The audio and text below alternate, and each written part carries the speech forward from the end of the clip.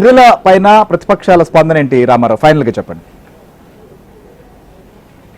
ప్రతిపక్షాలంతా కూడా ఓటే కోరుతున్నాయి. మీకు ఒక్క ఉదాహరణ చెప్తాను. సివిజిల్ యాప్ ద్వారా ఎవరైతే తెలుగుదేశం పార్టీ అభ్యర్థులకు అనుచరులుగా అభ్యర్థులు ఉంటారో వాళ్ళ మీద ఫిర్యాదు చేయటం అధికార పార్టీ ప్రారంభించింది. వీళ్ళు పలానా చోట డబ్బులు దాశారని. బాపట్లలో తెలుగుదేశం అభ్యర్థి వేగసేన నరేంద్ర వర్మ ఎవరైతే ఉన్నారో ఆయన బ్యాంకు నుంచి డబ్బులు డ్రా చేస్తే ఆ డబ్బుల్లో 50 లక్షల రూపాయలు వెళ్ళి ఫ్లయింగ్ స్క్వాడ్ ఏదైతే రాష్ట్ర ప్రభుత్వ ఆధ్వర్యంలో ఉందో వాళ్ళు వెళ్ళి సీజ్ చేశారు. అయితే ఇన్కమ్ ట్యాక్స్ అధికారులకు సమాచారం ఇస్తే ఇన్కమ్ ట్యాక్స్ అధికారులు అవన్నీ కూడా బ్యాంకు నుంచి డ్రా చేసి ఉన్నాయి, చెక్ ఉంది, అదేవిధంగా బ్యాంకు నుంచి డ్రా చేసినట్టు విత్డ్రాలకు సంబంధించిన రిసీట్స్ ఉన్నాయి, వీటిని మేము సీజ్ చేసే అవకాశమే లేదు, వాళ్ళకి అప్పగిచ్చేసేయండి డబ్బు మొత్తాన్ని అని చెప్పారు. కానీ అధికారులు వాటిని సీజ్ చేసి వాళ్ళ దగ్గర పెట్టుకున్నారు.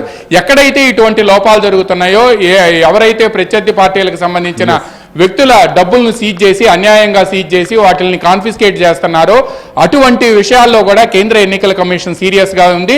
దీంతో పాటు మరో అంశం, కొద్దిసేపటి క్రితమే తెలుగుదేశం అధినేత చంద్రబాబు నాయుడు కేంద్ర ఎన్నికల కమిషన్తో మాట్లాడటమే కాకుండా ఒక లేఖ కూడా రాశారు. ఆంధ్రప్రదేశ్లో వాలంటీర్లని ఏదైతే ప్రభుత్వ సంక్షేమ పథకాలకు సంబంధించిన నగదు లబ్ధి అంటే పెన్షన్లు నేరుగా ఇవ్వటం ఉందో దాన్ని బాధ్యతల నుంచి తప్పించారే కానీ వాలంటీర్లను అయితే తొలగించలేదు. కానీ ఆ వాలంటీర్లను కాకుండా కేవలం అధికార పార్టీ ఇప్పుడు ఎవరైతే 65 లక్షల మంది పెన్షన్దారులు ఉన్నారో వాళ్ళందరినీ సచివాలయాలకు రప్పించి పెన్షన్లు ఇవ్వాలి. మండుటెండలో 40 డిగ్రీలు, ఈరోజు విజయవాడలో 40 డిగ్రీస్ టెంపరేచర్ ఉంది. ఈ 40 డిగ్రీస్ టెంపరేచర్లో వాళ్ళందరినీ సచివాలయాలకు పిలవటం అవసరమా? సచివాలయాల్లో ఉండే ఉద్యోగుల ద్వారా పెన్షన్లు మీరు ఎందుకు పంపిణీ చేయలేకపోతున్నారు?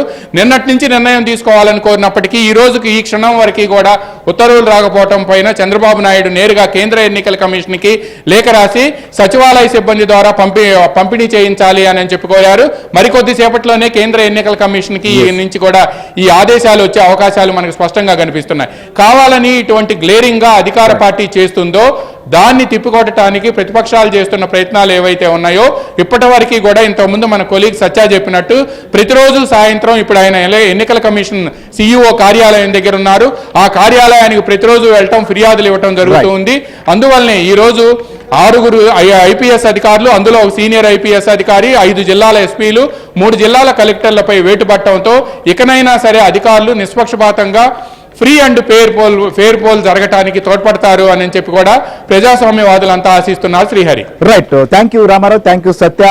సో గుంటూరు ఐజీ పాలరాజు, అలానే పరమేశ్వర్ రెడ్డి, దాపట రవిశంకర్ రెడ్డి, వీరితో పాటుగా అన్బురాజన్, అలానే తిరుమలేశ్వర్ రెడ్డి, జోషుతో పాటుగా ఐఏఎస్ అయినటువంటి రాజాబాబు, గౌతమి, అలానే లక్ష్మీషా, వీరందరిపైన కూడా వేటు వేసింది.